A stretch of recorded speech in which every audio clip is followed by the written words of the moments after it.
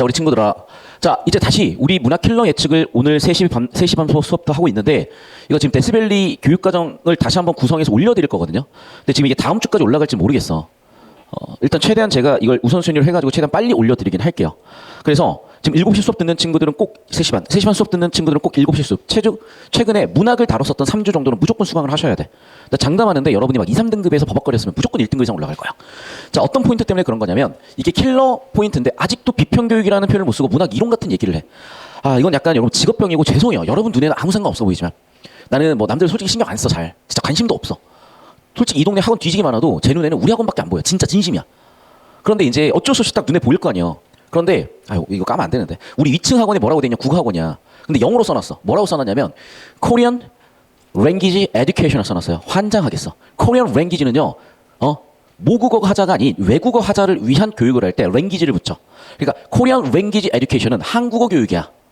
베트남 친구들, 태국 친구들, 미국 친구들을 대상으로 한 한국어 교육을 할 때. 그러니까 이게 내가 보고 있으면 미쳐버리겠는 게 국어교육학 역사가 30년밖에 안 되다 보니까 너무 급변했어요.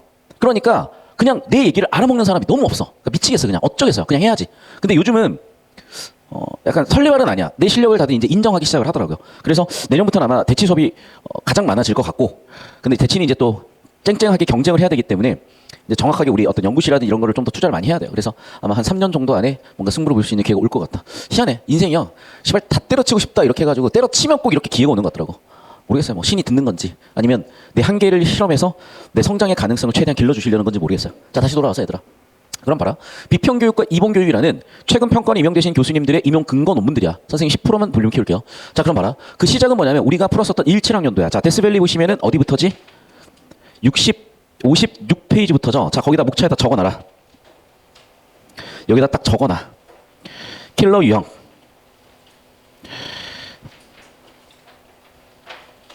여기서 시작을 했어요. 됐죠? 자, 두 번째는 뭐냐면 이제 이거를 어떻게 출제할지 최근 수능 경향에서 확립을 한 게 바로 여기야.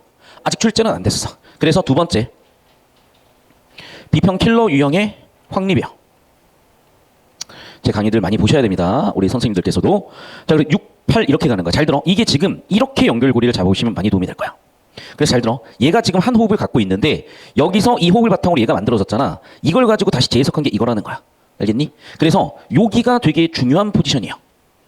이해됐어? 그러니까 이 느낌 오늘 보실 거야. 자, 그 다음에 세 번째 유형은 별도의 유형으로 올해 6평이 나왔던 건데 이거는 22학년도에 나왔었던 해겔의 예술론을 비평의 근거로 썼다 그랬죠. 그래서 오늘 3시에 제가 EBS 예술지문 다룬 거 거기에 물리학까지 나오잖아. 기억나니? 우리 3시간 수업 학생들 그 느낌을 여기서 연결고리를 잡으셔야 돼. 꼭 들으셔야 돼. 그러니까 사실은 그 지문이 해겔처럼 예술작품을 감상하는 즉 문학작품의 킬러 유형의 배경작품으로 배경지문으로 분명히 쓰일 거야. 앞으로 그런 식으로 나올 거야. 잘 아시고 이게 왜 되냐면 다시 한번 얘기하지만 평가원 계신 교수님들하고 저랑 싱크가 거의 똑같아요. 보면 볼수록 느껴. 그리고 내가 심지어 누가 그 문제를 냈는지 알 것 같은 게 왜냐면 그 교수님이 쓰신 논문을 내가 알고 있으니까요. 너무 재밌어요 지금. 저는 너무나 재밌어서 뭔가 약간 반전 때리는 느낌이야. 그리고 친숙해요. 알고 있는 사람이 내는 그런 느낌이야. 그 친구의 향기가 같이 공부했었던 뭐라 그래요? 동창 그런 향수가 느껴져. 향기가 느껴지고. 다시 본론으로 와서 봐. 그래서 여기서 시작을 했고 여기서 제일 중요한 표를 내가 아까도 그랬고 지금도 그렸죠. 똑같이 여러분 그냥 외워야 돼. 이 표는. 계속 그려서. 예술은 내용과 형식의 틀로 봐. 자, 그러면 봐. 예술성이라는 건 왜 생긴 거야? 기존의 또는 기존의 차별화되는 오리지널리티를 만들었기 때문에 예술성이 생긴 거야. 그거는 예술의 내용과 형식에서 차별화되는 뭔가가 생겼겠지. 그렇다면 일단은 기존의 어떤 장르에서 우화소설이라는 장르가 형성이 될 때는 보통 내용과 형식의 차이가 생기는데 왜 다르지? 아, 사실상 똑같은 거구나. 즉 큰 차이는 없구나. 그게 바로 이본이고요. 내용과 형식에서 큰 차이가 없으면 이본이고 새 작품이라고 보는 거는 내용이 아예 변화되는 거야. 자, 우리 8페이지에 나와 있는 22학년 예비평가를 보면은 남녀 간의 애정이 애국으로 주제가 바뀌었잖아. 자, 그런데 평시조에서 사설시조로 바뀌는 거는 새 갈래로의 변화라 그래서 형식 변화라고 있었죠. 이 틀을 그대로 가지고 계셔야 된다고.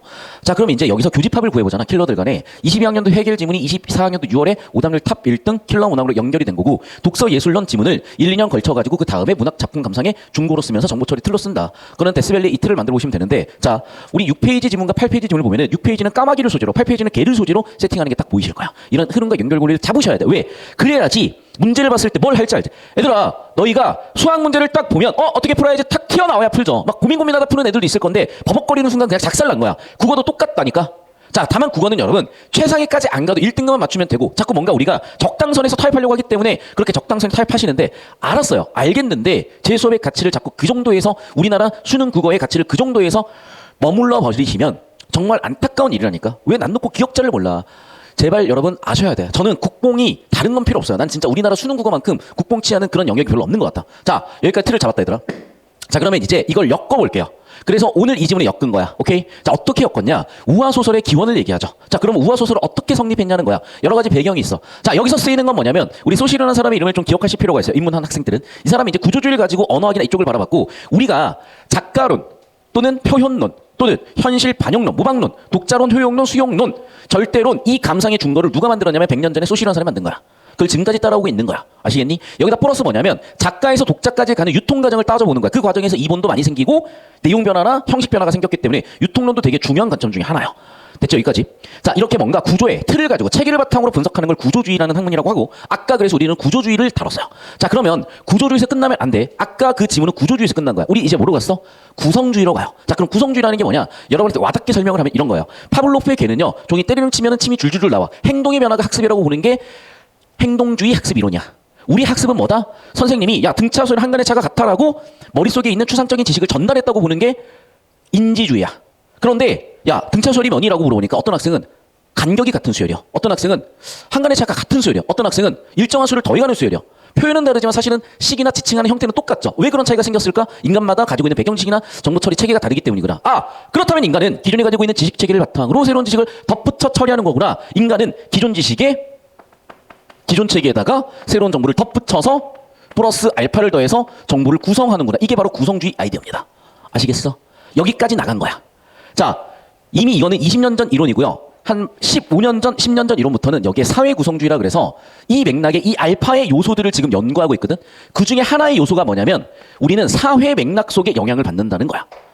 이해됐니? 자, 무슨 얘기냐? 우리가 메타인지라는 표현을 한 10년 전 EBS 같은 데서 막 공부법 같은 거 알려줄 때 썼단 말이야. 즉 사회적으로 어떤 메타인지라는 개념에 대해서 어떤 흐름과 트렌드로 또는 밈처럼 쓰이기 시작을 하면 처음에는 관심 없던 사람들이 자꾸 노출되다 보면은 아 그런 게 메타인지야? 라고 하면서 사회적으로 어떤 의미가 만들어지거든요. 그게 바로 사회 구성주의라는 거야. 여기까지 이해되셨어? 그 사회 구성주의 중에 하나가 올해 3월 학평에 출제됐었던 밈이라는 겁니다. 아시겠죠? 여기까지 흐름 잡으셨지? 자, 그럼 다시 와. 그래서 이 배경을 다시 좁힐게, 여기에. 자, 그럼 뭐냐? 그거를 우린 역사적으로 바라본 거야. 그럼 역사적으로 바라봤을 때 우리나라 근대 이행기, 근세라고 구분을 하죠. 왜? 나름대로 근대로 넘어가는 특징들이 나타났으니까. 그럼 정치, 경제, 사회, 문화사로 나눠봤을 때 가장 첫 번째는 뭐냐면 계급의 분화야. 자, 이거 정확히 알고 계셔야 돼요. 자, 일단 이 노비계층은요. 노비계층은 얘네는 인간이 아니었어. 그래서 우리 기억나지? 우리 저번 주 뭐였냐? 실학 지문. 저번 주였나? 실학 지문에서 노비를 자꾸 사람 취급을 안 했잖아, 얘네들이. 그래서 노비를 사람 취급을 안 했고, 그런데 이 노비들조차도 세금이나, 즉, 국방의 의무나 납세 의무를 지우게 해서 국력을 강화하려면 어쩔 수 없이 노비를 해체해줬어야 되거나 노비를 줄여줬어야 되는 거야. 그러니까 이런 변화가 생긴 거죠. 즉, 노비층도 신분 상승을 해. 자, 두 번째. 이 중간에 있던 농민들도 분화를 시작해요. 그래서 빚을 져서 노비로 가기도 해. 어떻게 근근히 버티기도 해. 그런데 얘네들이 세금을 내야 되는 게 짜증나는 거야. 그러니까 어떻게 돼? 아예 귀족계층으로 가서 납세의 의무와 국방의 의무를 피하려고도 하지. 즉 농민 중에는 이렇게 귀족계층으로 올라가는 농민도 생겨난 거야. 자, 반대로요. 옛날에는 첨단에서 지들끼리 떵떵거리면서 특권을 독점했었던 귀족들이 있었어. 그런데 이게 나쁘게만 볼 건 아니라고. 왜? 이렇게 귀족이 되려고 하고 우수한 인재가 관료가 되려고 해야 특혜를 줘야 관료가 되려고 할 거 아니야. 그러면 유능한 애들이 관료가 돼야 나라가 잘 굴러갈 거 아닙니까? 오케이? 그러니까 국회의원들 뭐 급여 주지 마라. 야, 그러면 사기를 더 치고 다니겠지. 그러면 중간에 더 삥땅을 더 많이 뜯겠지. 모르겠어요, 그거를. 그러니까 오히려 국회의원을 늘리고 또 혜택을 더 줘야 된다고 얘기하는 순간 여러분 표정이 많이 안 좋아지는데 그게 내 입이 아니라 내가 많이 즐거운 유튜브 중에 뭐 간다요라고 있어요. 그 아저씨가 얘기를 하는데 나는 되게 타당하다고 봤어. 왜? 그렇게 특혜를 줘야 유능하고 능력 있는 애들이 국회의원을 하지. 야, 막말로 내가 내년에 국회의원이 될 거야? 아니면 메가스 1타 강사 될 거야? 당연히 메가스도 1타 강사죠. 메가스 1타 강사면 100억씩 버는데 야, 국회의원이 100억씩 벌면 깜빵 가야 돼. 내 말 틀리냐? 깜빵 가기 싫어, 나도. 그런데 뭐 1000억이나 조 정도 벌면 깜빵을 갈 수 있을 것 같아. 근데 국회의원이 어떻게 1000억이나 조를 삥땅을 쳐요? 그건 정말 불가능해. 대통령 정도 되면 모를까? 다시 한번 얘기하자면 저는 아무런 정치적 색도 없고 그냥 좌우에 그만 얘기할게. 자, 다시. 그래서 이 귀족들조차도 이제 경쟁이 되다 보니까 떨구는 애들이 생겨나기 시작을 한 거야. 됐니? 그러면 여기서 완전 뒤죽박죽이 되겠죠. 자, 이 배경을 얘기해. 자, 그럼 봐봐. 이 배경은 어디서 왔어? 그렇죠. 생산력에서 온 거야. 아마 여러분이 국삼에서 배웠을 거야. 대표적인 생산력. 그게 뭐니? 그게 뭐야? 아, 있잖아. 논에 물 채워가지고 하는 거. 뭐라 그러죠, 그거? 이양법인가? 이양법 온 뒤로 생산력이 어마어마하게 늘었다 그러잖아. 너 국사 안 배우니? 자, 어쨌든 그래요. 생산력 때문에 계급 분화가 생겨난 거야. 이거는 모든 시대가 마찬가지란다. 알겠니? 자, 그러면 여기서 일단락 주제 세팅이 된 거야. 생산력 분화가 계급 분화를 만들면서 우화소설이 만들어지기 시작했는데 어떤 관점을 가지고 있냐? 잘 들어. 내가 자꾸 경우의 수 운운하는 이유가 있어. 경우의 수, 정보 분류의 준거, 정보 분류의 기준을 갖고 있어야 돼. 자, 봐. 요호 부민, 부자가 되는 데는 세 가지 방법이 있단다. 첫 번째, 흙이 다이아가 되는 거야. 즉, 자수성거야. 두 번째는 뭐라고? 상속해서 지키는 거라는다. 세 번째는 상속 플러스 증식이란다. 자, 그러면 질문. 이 지문에 나온 요호 부민, 누구니? 서대지야. 서대지는 세 가지 인물 성격 중에 누구야? 그걸 판정을 하는 문제가 나온다고. 이해됐어? 그래서 요호 부민 서대쥐가 누군가요? 셋 중에 누군가요? 자수성가인가요? 상속인가요? 상속증식인가요?가 나옵니다. 알겠니? 즉 요호 부민들조차도 이렇게 분류가 가능했던 거야. 그걸 이달락에 세팅해서 묻는 문제가 하나가 나와. 자, 두 번째 인물상은 빈민이야. 자, 빈민은 두 가지 견해로 봐요. 자, 잘 들어. 물론 평가는요, 이 요호 부민에 대해서 긍정평가를 할 수도 있고 부정평가를 할 수도 있는데 이 지문만큼은, 이 비평만큼은 긍정평가를 합니다. 그러면 긍정평가를 하면 이유가 있어야 될 거 아니야. 첫 번째는 뭐냐면 어느 정도는 자수성가를 해. 자기 능력 때문에 올라가요. 두 번째, 이 사람들이 그래도 자기만 아는 게 아니야. 때때로 이타적으로 행동을 해. 그래서 긍정평가를 합니다. 자, 그런데 빈민에 대해서 부정평가하는 이유가 있어. 이 새끼들은 자기가 가난해. 알겠는데 뭐야? 계속 얘네들한테 요구를 해. 그래서 처음에는 수용을 받아. 그런데 나중에 거절되죠. 그러면 앙심 품고 송사 걸어서 괴롭히는 거야. 그러니까 일단 좀 나쁜 놈들이죠. 하지만 이것에 심층적인 근거를 보면은 너무 부정적으로 많이 볼 수 없다고 평가를 하죠. 왜? 결국엔 얘네가 빈민이 된 이유는 뭐니? 국가 시스템의 문제라는 거야. 지금에 다 나온 얘기다잉. 자, 그러면 결국에는 누가 제일 나쁜 병신 같은 새끼들이 되냐면 관료들이야. 그래서 얘네들을 부정평가하는 걸로 갑니다. 그 관료는 여기서 누구로 표현이 되니? 백호상군으로 표현이 되고요. 백호상군의 쫄따구들 누구야? 너구리랑 누구 한 명 더 있는데 걔 누구냐? 너구리랑 오소리인가? 너구리, 오소리가 부패 관련데 그나마도 얘는 좀 나. 얘는 아주 그냥 쓰레기야. 그렇게 그려질 거예요. 좀 이따 보시면 알겠지만. 됐어? 자, 이 비평지문의 3단락은 뭐라고 나와 있냐면 사건을 두 가지로 분류를 합니다. 잘 봐. 얘도 지금 송사소설이라는 그러니까 봐봐. 우화소설의 대표적인 사건 중에 하나가 바로 송사야. 두 번째 사건은 뭐냐면 동물들끼리 쳐 싸우는데 싸우는 이유가 뭐냐? 유교적 가치관 때문이야. 자, 여전히 유교 가치관을 버리지 못했어요. 그러니까 연장자, 연소자에 따라서 여전히 신분이 존재하는 거야. 자, 부와 빈자, 즉 부자와 가난한 자 사이에서의 신분 차이도 생겨나기 시작하지만은 나이 가지고도 생겨나는데 그건 유교적 가치관이 여전히 유지되고 있다는 거죠. 동시에 얘는 봐, 유교적 가치관이 유지되고 있는 거라면 여기는 변화되고 있는 사건이야. 왜? 할아버지와 손자가 고민을 해요. 야, 우리 잔치하는데 이번에 백호상군 불러야 되니? 자기들이 평가를 해. 그러면 옛날 유교적 가치관이나 유교적 질서는 여기서 변화를 볼 수 있는 대표적인 사건인 거고. 그런데 또 모아놨더니 지들끼리 누가 나이가 많네 적네 하면서 싸우는 거 보면 유교적 가치관이 여전히 있는 거죠. 이렇게 지금 우리 현대사회도 변화무쌍하기 때문에 이 변화무쌍한 역사적인 시대, 역사적인 배경을 들여다봄으로써 우리가 이 시대를 더 잘 읽을 수 있다. 즉 메타인지 기를 수 있다라는 목표에서 이를 다뤄주신 것 같다. 그럼 메타인지가 정말 중요하고요. 제가 의외로 서울대생들이 메타인지가 많이 떨어지는 걸 발견해요. 저 포함. 서울대생들은 너무 어릴 때 성공을 많이 해서 자기 능력을 과대평가해요. 반대로 서울대를 못 간 친구들은 너무 자기 능력을 과소평가하는 것 같다. 여러분 항상 얘기하지만 자기 자신에 대해서 알아야 되고 시대에 대해서 알아야 돼요. 자기 능력껏 이 시대를 최대한, 이 시대라는 파도를 최대한 잘 타보십시오. 됐죠? 여기까지. 자, 선생님 30초 잡아주시고 사진 좀 올려주고 필기 빨리 끝내라.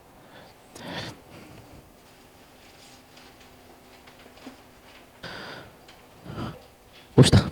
사진 좀 올려주셔야 됩니다. 라이브 듣는 학생들 사진 보시고. 자, 비평이지만 일단 주제를 잡으시고요. 구조도 잡으시고요. 때때로 개념도 잡아보시면 되겠습니다. 동식물이나 다른 사람을 인격화하여 인간의 부도덕한 면허 치부를 풍자하는 우화소설은, 자 봐, 우화소설이라는 개념이 이거죠. 사실은 원관념은 뭐야? 인간이야.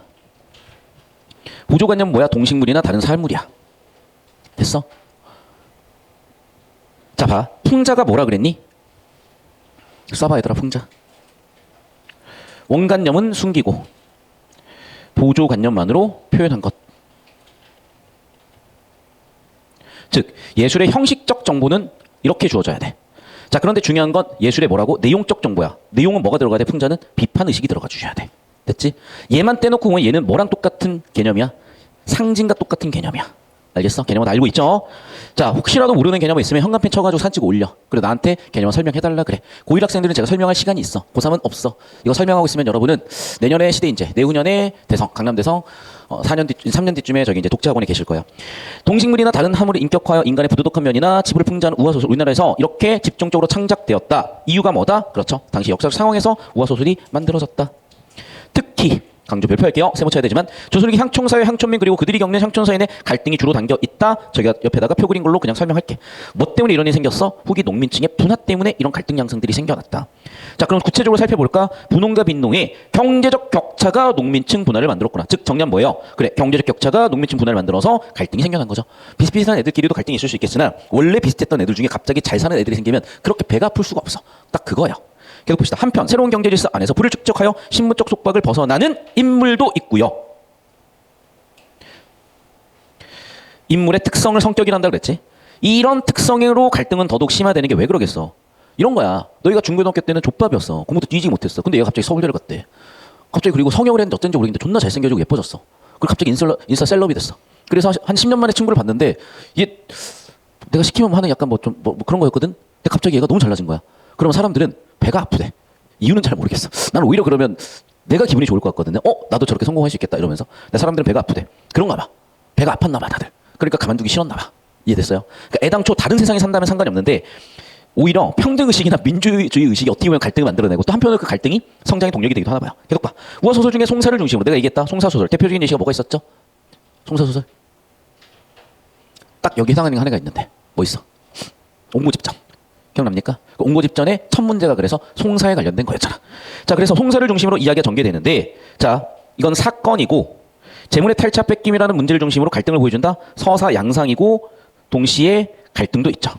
재물을 축적했다는 이유로 빈민구제를 하고도 요구에 시달리는 얘네들. 그럼 여기 성격이죠. 거기에 대해서 어떤 평가를 해? 동정평가를 해. 긍정적 평가를 하는 거죠. 동시에 부패 관리에 대해서는 비판적 태도. 그래서 첫 번째 요 부민층이라는 인물, 세 번째 부패와 간물 관리라는 것, 또 구걸할 정도로 가난해져버린 백성들. 근데 이 인간들도 때때로 어떻게 된 성격이 있어? 송사를 일으킬 정도로 못난 새끼들도 있어. 하지만 결국 그 문제의 원인은 누구한테 있다? 이 지배층 새끼들이 썩어가지고 이 선량한 백성들이 모렴치해졌다라는 시대 인식. 어쩜 이렇게 현대사회랑 다를 게 없는지. 역사는 왜 배운다? 반복되기 때문에. 역사는 왜 배운다? 지금 우리의 거울이 되기 때문이라고. 제가 그냥 아무 생각 없어요. 아무 생각 없는데 그냥 유튜브에 뜨면 봐. 그중에 하나가 왜 퍼스트 클래스를 타는 손님들은 펜을 빌리지 않을까. 뭐 그런 책이 있었어. 그리고 그 책을 가지고 이제 부자 되는 방법을 설명하시는 유튜버께서는 설명을 하시는데 저는요 20대 중반에 이미 월천은 벌고도 남았거든. 그때 월천이면 지금 월 3선은 넘을 거야. 그러니까 내 입장에서 월천은 아무것도 아닌 허들이야 진짜. 잘난 척하는 게 아니라 어쩌겠어. 야, 니는 그랜드마스터 찍는 애들이 골드들 게임 하는 거 보면은 그냥 아무 생각이 없지 않겠냐? 비슷해. 근데 이제 그 사람이 자꾸 이제 그 퍼스를 타는 걸 얘기하면서 자꾸 얘기를 해. 저는 퍼스를 한 20번 넘게 탔어요. 자랑하는 게 아니야. 내가 설명해 주려고 그래. 자, 근데 거기서 얘기하는 여러 가지 것들 중에 무슨 얘기를 하고 싶은지 제가 들어봤어요. 들어봤더니 뭔가 알 것 같다. 뭔가 알 것 같다고. 그 비슷한 현상이 지금도 일어나고 있어. 여러분 표정 보니까 나중에 얘기할게요. 자, 그래서 봐. 정리하면 이 정보들이 나와 있고 이쪽으로 와라. 얘를 정보 처리하면 이렇게 되는 거야. 됐니? 알겠어? 하셔야 돼. 제발. 하셔야 된다고. 펜을 왜 안 빌리냐면 메모하려고 메모를 항상 하는 사람들이기 때문에 펜을 항상 가지고 다닌다는 거야. 당연한 거 아니냐? 안 당연한가 봐. 나는 왜 펜을 안 가지고 다녀라고 당연한 거고요. 반대로 보통 사람들은 야 귀찮게 펜을 왜 가지고 다녀인가 봐. 펜은 당연히 가지고 다녀야 되는 거고 비행기를 타면 당연히 책을 읽어요. 나는 잘난 척하는 게 아니라 그 시간 동안 뭐 할 거야? 왜냐면 비행기 타서 책을 보잖아. 너무 흡수가 잘 돼. 더 웃긴 게 뭔지 아니? 제가 비행기 타서 제일 흡수가 잘 되는 책이 뭐냐면 역사서야. 그 역사서는 뭐냐면 유발 하라리가 쓴 책이 최근에 호모데우스라고 있어요. 그 이전에 사피엔스가 있었고 그거는 총균세 제러드 다이아몬드의 총균세 영향을 받았고 이 세 권이 진짜 대박이야. 여러분이 심심하면 한번 보세요. 왜? 수능 지문의 80%가 거의 겹쳐져 있어. 내가 하는 얘기의 80% 거의 겹쳐져 있을 거야. 되게 도움되는 책이야. 거기서는 그래서 우리 인류가 어떻게 살아왔고 우리 인류의 존재가 어떤 존재고 앞으로 어떻게 날까지를 다 얘기하고 있거든. 그래서 저는 솔직히 뭐 알지도 못하는 새끼들. 왜냐면 요즘 그렇잖아요. 그 패션 부자들이 많아. 포르쉐 안 뽑아놓고 포르쉐 있다고 얘기하는 사람들이라든지 이제 뭐 시가를 거꾸로 핀다든지 뭐 이런 사람들이 되게 많아. 유튜브 많이 보는구나. 그래서 그런 사람들이 너무 많은데 난 솔직히 보면 알죠. 집에 시가가 넘쳐나. 농담이 자랑하는 게 아니야. 집에 시가가 넘쳐나. 관심도 없어. 그냥 예뻐서 그냥 사놨어. 그런데 그런 내가 보기에 이건 좀 괜찮다 싶었던 내용이 딱 그거야. 다시 한번 얘기할게 얘들아. 첫 번째 메모. 두 번째 책. 책도 뭐라고? 역사서인데 내가 아까 추천한 딱 3개 책은 여러분이 지금 이해가 안 되면 5년 뒤 10년 뒤 한번 봐보세요. 굉장히 도움이 될 거고 당장 수능 지문에 밀접한 연관이 있어. 자, 계속해서 간다. 3단락. 자, 또 두 번째 사건은 뭐냐면 나이를 빙자해서 상자에 오르기를 얘기하는 거. 물론 풍자인데 기존 질서 얘기를 하는 거야. 그런데 또 뭐라고?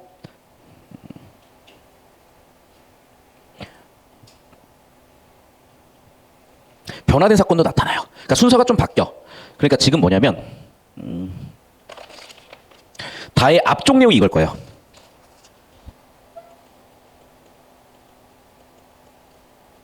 얘는 다의 후반 사건이 이걸 거야. 이해됐어? 그래서 정리하면 사건을 중심으로 2단락, 3단락 정보를 세팅했고 저 따라오시면 2단락에서는 이제 송사 사건의 구성 3요소가 인물 사건 배경이잖아. 송사 사건을 이루고 있는 상황들. 두 번째, 초대라는 사건과 연장자에 있어서 상석의 앉음에 있어서의 갈등 양상에 대한 것들을 다루고 있어요. 그래서 여기까지 기저에 깔려 있는 것까지. 정리 잘 해보시고 약간 EBS다 보니까 수능만큼 정돈된 느낌은 아닌 지문이지만 분명히 이거는 연계될 가능성이 매우 높습니다. 작년 건데요. 작년 건데도 연계될 가능성이 있습니다. 자, 계속해서 이제 볼게. 초반부 인사배 세팅하라 그랬지? 자, 그럼 봐봐. 이 사람은 송사에 대한 얘기를 하고 있죠. 그런데 근거는 뭐야? 경중을 알고자 하고요. 저울같이 명확해야 돼. 그래서 어떻게 하겠대? 양언의 얘기를 듣겠대. 즉 공정하게 판정을 하겠대. 그렇죠? 그럼 이 사람은 어때? 고사를 인용하고 이런 얘기를 보니까 굉장히 신중한 사람이죠. 그래서 송사 사건의 시작은 일단 다람쥐인 것 같다. 그러니까 너희 새끼 일단은 깜빵 들어가 있어봐. 그 다음에 서대지 잡아서 얘네 해보자. 순서는 그래서 아마도 얘가 송사를 걸었고 얘가 판단을 하기에 한쪽 말만 들을 수 없으니까 서대지 잡아라 라고 한 거야. 됐죠? 자, 그래서 오소리 노구리 같은 형졸이 가는데 얘네들이 뭐라고 얘기하냐? 두 번째 장면. 계략을 꾸미죠. 그럼 봐. 우리를 갈시하던 이를 설분하고 얘들의 기존의 관계도 나오고 태도도 나오고 앞으로 어느 정도 예측도 되죠. 그래서 소송당한 애들이 어쩔 수 없이 돈 내놔야 되니까 얘를 협박해서 돈 좀 우리가 빼먹어보자 얘기를 한 거죠. 됐습니까? 그래서 3. 이제 어떻게 했어? 서대주를 잡으러 왔어. 구속수사하러 왔어. 빨리 튀어나와라 라고 얘기를 했고 그러다 보니까 거기서 일하는 비복들 뭐 예를 들면 이런 거죠. 뭐 삼성의 회장을 잡으러 갔더니 이제 삼성에 있는 직원들이 바들바들 떠는 거겠죠. 비복들. 그 시절로 치면 이제 노비들이 바들바들 떠는 거고 또 서대주 호흡이 천축하고 서대주 놀랄 수밖에 없지. 하지만 서대주 성격이 나오죠. 어떻게? 그래도 안심을 시킵니다. 그래도 대범하네요. 큰 일을 한 사람 같네. 그러면서 야 괜찮아. 왜? 나는 잘했으니까. 나 잘못 없으니까. 그래서 나는 죄가 없기 때문에 문제도 없을 거야. 이렇게 얘기를 하면서 갑니다. 자, 중략 이유를 볼게요. 자, 그러면서 결국 읽어보니까 뭡니까? 서대지가 글로 쓴 거야. 서대지의 진술서 정도라고 해볼게요. 그래서 봤더니 뭐래? 와, 이 사람 진짜 대단한 사람이네. 첫 번째, 누굴 비판합니까? 관료 비판하죠. 상군님, 당신이 정치를 똑바로 못해서요. 두 번째는 본인의 성격이 나오죠. 일단 우리 조상님이 최소한 금수저 이상이고요. 우리 당천자님이 저한테 돈을 주신 게 있으셔가지고 아니 뭐 저 돈이 넘쳐나요. 그런 얘기를 한 겁니다. 됐죠? 얘는 뭐라고 그래서 상속 플러스 증식을 한 부자야. 그래서 상속 플러스 증식을 했다는 얘기를 왜 하니? 자랑하려는 게 아니라 근거에 어떤 근거? 반박하게 한 근거. 이 사람이 누명을 썼겠죠. 무슨 얘기야? 이런 누명을 썼겠죠. 아니 내가 부자인데 그 거지 새끼들 차를 내가 훔쳐서 뭐 하려고요? 라고 얘기를 한 거야. 저는 박스터 같은 거는 안 타요. 뭐 이런 얘기를 하나 봐. 계속 봐. 다람쥐는 수십 세를 내려오며 비난한 것은 천산만하기 중소공지요. 성품이 원래 장구예질 원료가 없고 뭔 얘기인지 나도 모르겠어. 어려워. 고식지게로 어제 고도 오늘 살고. 아 보이죠? 정확한 카푸어죠. 아니 카푸어 새끼 차도 없는 카푸어 차를 내가 왜 훔칩니까? 이런 얘기야. 무슨 얘기 알겠어? 그래서 얘는 그냥 욜로 하는 애고요. 거지예요. 봐 어딨냐? 다람쥐. 다람쥐 성격은 뭐라고? 거지야. 아니 내가 부자고요. 얘는 거진데 내가 얘를 도와줬으면 도와줬지 얘 재물을 훔쳤겠어요? 라고 반박을 하는 거라고. 됐죠? 계속해서 또한 가증이 보디 정막하여 회장 삼척 사백이 매이건을 무엇이 넉넉하여 도둑맞을 수십 냥비로 어느 결에 저축하오리까. 무슨 얘기야? 얘는 저축할 돈도 없는 새끼예요 라고 하는 거죠. 따라서 도둑질 당할 재물도 없어 라고 반박한 거야. 이해됐습니까? 즉 반박의 근거가 어떻게 돼? 첫 번째, 제가 손에 꼽는 가쁜데 그딴 푼돈 제가 훔치겠습니까? 뭐가 부족해서? 두 번째는 뭐라고? 쟤는 그지 새끼라서 훔칠 돈도 없어요. 뭘 훔쳐요? 훔쳐갈 것도 없구만. 근거 두 가지로 자신의 누명, 자신의 혐의에 대해서 반박하고 있습니다. 그리고 세 번째 근거가 나와. 아니, 다람쥐가 예전에 좀 뭐 불쌍했어요. 그래서 내가 도와줬습니다. 도와줬는데 이놈이 염치가 없어. 그래서 어떻게 또 도와달라고 하는 거야. 그래서 이번에는 제가 거절을 했더니 그걸 앙심으로 품고 소송을 했잖아요. 즉 송사의 이유를 근거 3에서 밝혔습니다. 여러분하고 상관없을 것 같죠? 아니요. 저 요즘 굉장히 버라이어티한 일이 많아. 이게 차마 여러분한테 얘기할 수 없는 이 사교육계에 너무 재미있고 좀 다사다난한 일이 많은데 제가 목표는 그렇습니다. 3년 안에 대한민국 1타 찍고 5년 안에 은퇴해서 이제 은퇴한 뒤에 유튜브를 할 거야. 그래서 저는 여러분 보시면 알겠지만 저같이 논란 없는 강사 없습니다.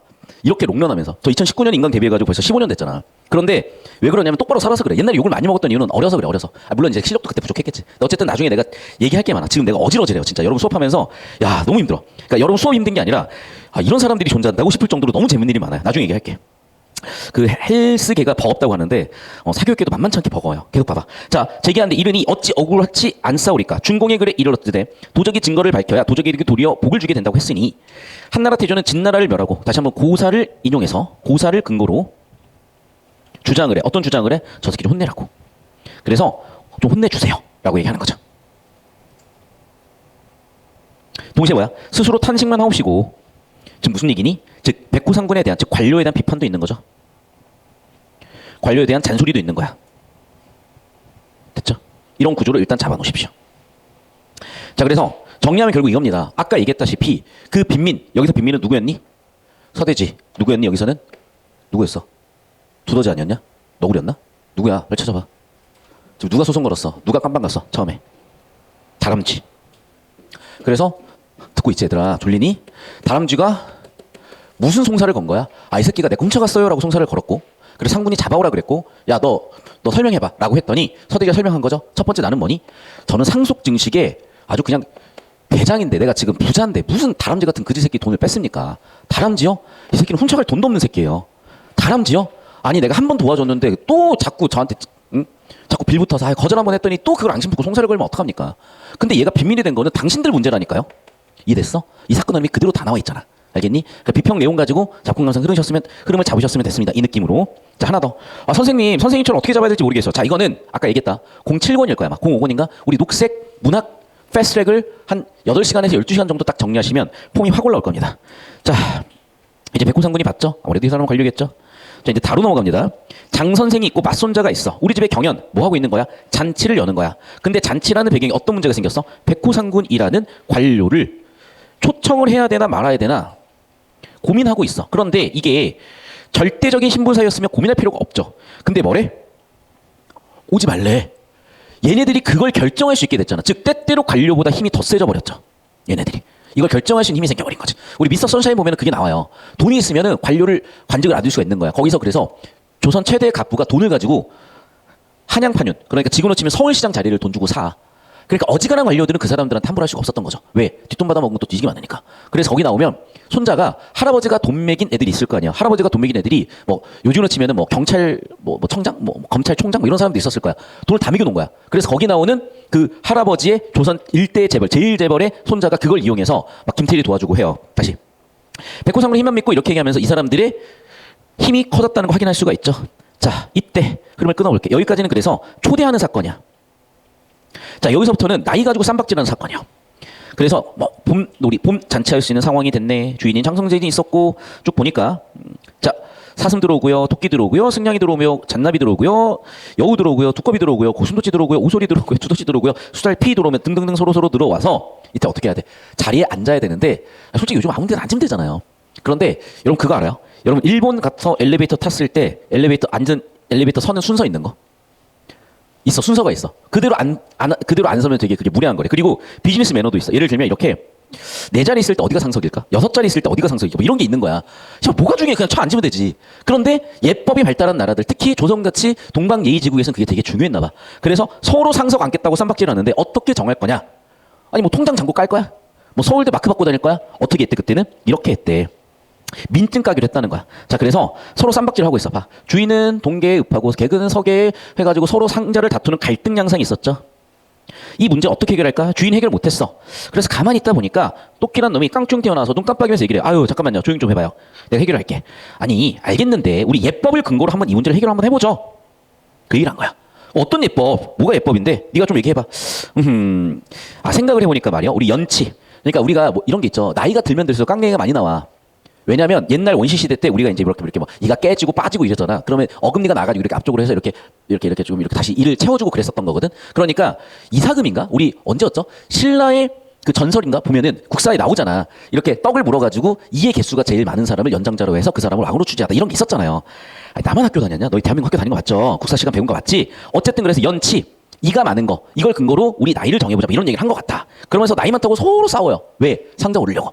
그러니까 민증 위조해가지고 야 나 씨발 100살이야 나 200살이야 장난하냐? 나 한 10,000살 좀 살았어 라고 과장하면서 뒤지게 싸우는 내용이다. 됐습니까? 호패 나오잖아. 호패가 요즘으로 치면 뭐니? 민증이야 민증. 됐죠? 그러면서 병신들이 민증 꺼내면서 민증 막 위조해가지고 막 이제 씨발 내가 나이가 많아요 이러면서 서로 싸워가지고 내가 윗자리에 앉을래? 뭐 그러고 있었어. 됐습니까? 그런 얘기야.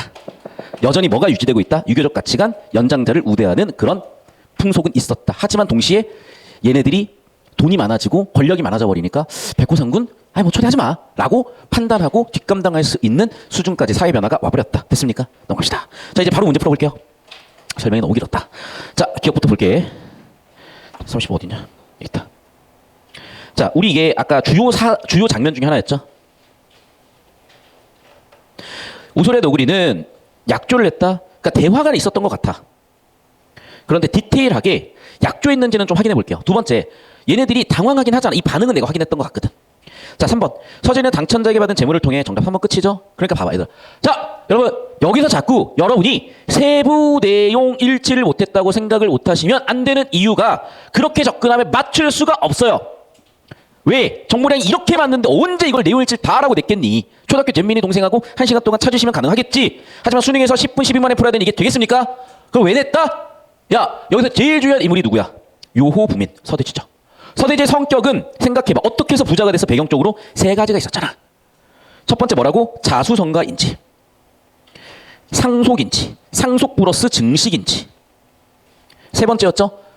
조상이 물려준 거에다가 당첨자 플러스 알파에서 나 완전히 부자 됐는데요. 정답은 3번 끝이죠. 왜? 스스로 힘으로 집안을 부유하게 만들었다? 봐봐. 순서가 바뀌어서 상속 플러스 당첨자 지금의 재산이야. 상속이 빠졌잖아. 됐니? 정답은 3번 끝이야. 그래서 이해되셨어요? 그러니까 이거를 세부 내용 일치로 하면 끝이 없다니까. 어떻게 가야 돼? 인물 성격 정보 놓고 좁히고 보든지 정보 분류를 했으면은 3단계인데 얘는 2단계만 얘기했구나. 또는 부모한테 조상한테 물려받은 상속의 개념이 빠졌구나가 보이니까 아웃되는 거야. 다시 한번 얘기하지만 내용 일치로는 잘 안 보입니다. 뭐로 보셨어야 되냐? 이러한 부를 축적하는 정보 분류로 판단을 하셨어야 된다고. 뭐가 들어갔어야 된다? 상속이라는 워딩이 빠져 있어서 얘 성격에 안 맞다. 정답은 3번이다. 끝! 이렇게 안 풀면 현실적으로 얘 어떻게 풀래? 그러니까 다시 한번 얘기하지만 정보를 자꾸 내용일치 차원에서 가는 거는 너무나 단순하고 누구나 다 하는 거라서 변별 안 돼. 여러분이 변별되기 위해서는 다른 학생들 변별시켜서 시대인지로 보내기 위해서는 이걸 하셔야 된다. 여러분이 시대인지를 가냐 남이 시대인지를 가냐 여러분의 오늘의 선택이다. 자 31번 볼게요. 시대인지는 한 달에 400만 원 듭니다. 그러면 그 돈으로 박스터를 뽑겠어요. 중고로. 자 31번 볼게. 기억미음에 대한 설명으로 적절하지 않은 것은 자신들이 서대지와 관계가 좋지 않았음을 드러내는 말이래. 그래 보였잖아 아까 성격이. 인물 간의 어떤 내재된 갈등도 보였고. 니은 두려운 마음이 이겨내요. 봐 이게 서대지의 성격이죠.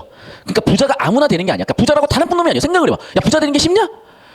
물론 이제 도둑질해서 부자 된 놈들도 있는데 야 도둑질 해도요. 내가 웃긴 게 뭔지 알아? 하면 얘기할게. 하고 나면서도 범죄 저지르는 사람 많아요. 그럼 하고 내가 큰 돈 버냐? 못 벌어. 그런데 범죄를 해서 강남 가면 큰 범죄하시는 분들 많아. 근데 이제 그런 분들은 보통 문신이 없어. 그런 분들은 딱 봐도 포스가 있는데 문신은 없는 분들이 있어. 문신 있는 분들이 이제 생각보다 그렇게 뭐 돈을 많이 벌시지 못할 거야. 자, 무슨 얘기를 하는 거냐? 여러분, 기본적으로요. 우리가 부자가 된다는 건 정규분포에 여기에 가는 거야. 그게 합법이든 불법이든. 그럼 어떻게 돼야 돼? 대범하셔야 돼. 왜? 남들하고 다른 인생을 살아야 되거든. 그래서 이게 부자들의 성격 중에 하나인 거야. 그러니까 이 사람은 나를 잡으러 왔어. 괜찮아. 나 잘못한 거 없는데 뭐.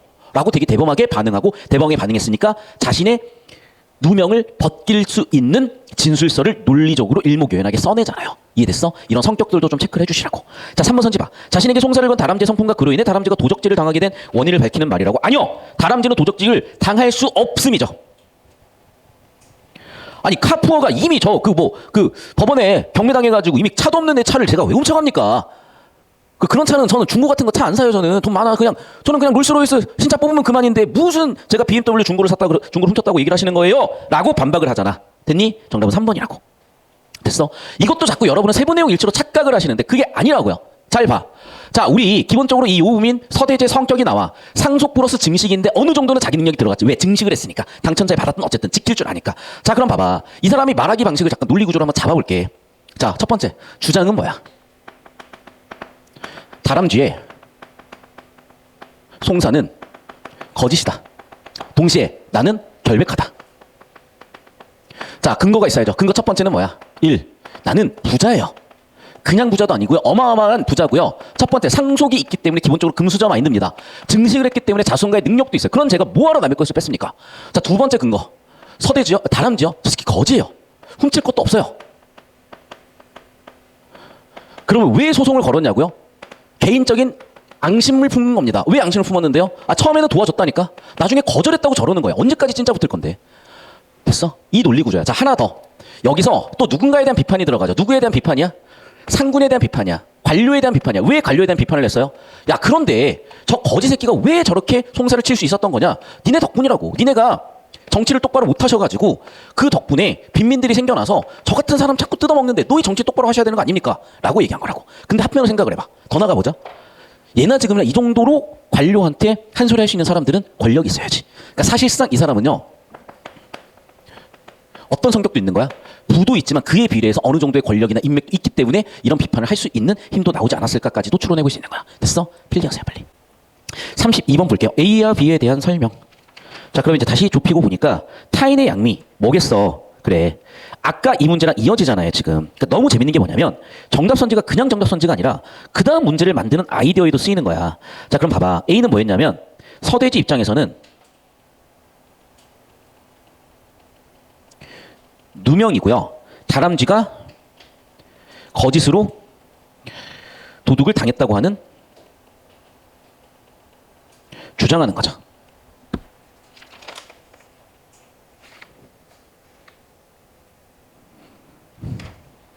이게 바로 갈등의 원인이고. 됐어? 갈등이라는 소설의 구성의 3요소 나왔고 B도 마찬가지로 윗자리, 상자라는 게 갈등의 원인이죠. 그럼 봐봐. A와 B의 공통점 뭐야? 둘 다 갈등의 원인이라는 거예요. 됐니? 자, 1번. 다람쥐가 훔친 게 아니라 다람쥐가 훔침을 당했다고 주장한 거죠. 아니, 뭐 이상한 소리를 해, 자꾸. 아니, 무슨 자꾸 이상한 소리를 하냐고. 그래, 4번이죠? 5번은 그래, 그 문제를 야, 우리 나이로 한번 해결해 볼래? 4번 끝. 됐습니까? 정부 구조자면 깔끔하게 딱 보인다는 거야. 자꾸 내용 일치로 가는 게 아니다. 자, 이제 1, 2월, 3월 달에 들었을 때 되게 지루했던 우리 친구들이 이제는 눈빛이 좀 바뀌어 있네요. 대견하고 보람이 있습니다. 힘내십시오. 자, 넘어가서 33번. 어디 갔어? 33번. A, B. 여기 있다. 자, 송사를 판단하는 인물의 신중한 면모. 아, 신중하긴 했어. 맞죠? 상군의 성격이 왜? 야, 그 말들 하지 말고 일단 잡아와서 얘네들 좀 신문 좀 해보자. 끝났네. 뭐 나머지 선지는 오늘 판단 한번 해보시고요. 자, 34번 가서 마무리 지어봅시다. 가를 바탕으로 나다를 이해하면 이해보제. 1번 선지, 나에서 다람쥐가 두 번이나 서대지를 찾아 사자한 것은 그렇죠. 아, 뭐 당연한 얘기 아니고. 2번 선지, 다람쥐가 서대지의 구제를 거절하다. 우리가 이미 다 읽었었던 내용이고요. 3번 선지. 끝났죠? 주제가 뭐였는데 기존 사회 질서를 유지했기 때문에 나이에 따라서 신분을 정해봅시다. 나이에 따라서 고절을 정해봅시다. 기존 사회 질서를 유지한 거죠. 정답 3번 끝. 됐습니까? 자, 그렇게 여러분 봐봐. 이게 내용 일치로만 풀 수가 없는 거라고. 어느 정도는 시대적 배경에 대한 이해나 이러한 문학 이론에 대한 또는 문학 해석에 대한 혈행 수능에 대한 이해가 있으셔야 되고, 다시 한번 얘기하지만 수학은요 수천 년 된 학문이고 수천만 년 뒤에도 있을 학문이야. 왜? 모든 건 수로 치환해서 표현할 수가 있거든. 중력방정식이든 뭐든. 근데 국어교육학은 30년 됐다니까요. 그럼 여러분 5년 전 시험이요. 벌써 잘 봐봐. 5분의 1이잖아. 6분의 1. 여러분 인류 역사를 뭐 300만 년이라고 쳐봐. 5분의 1은 얼마니? 60만 년이야 얘들아. 점점점 어마어마하게 바뀌어간다고요. 그러니까 아예 놔버리는 건데, 아 제발 좀.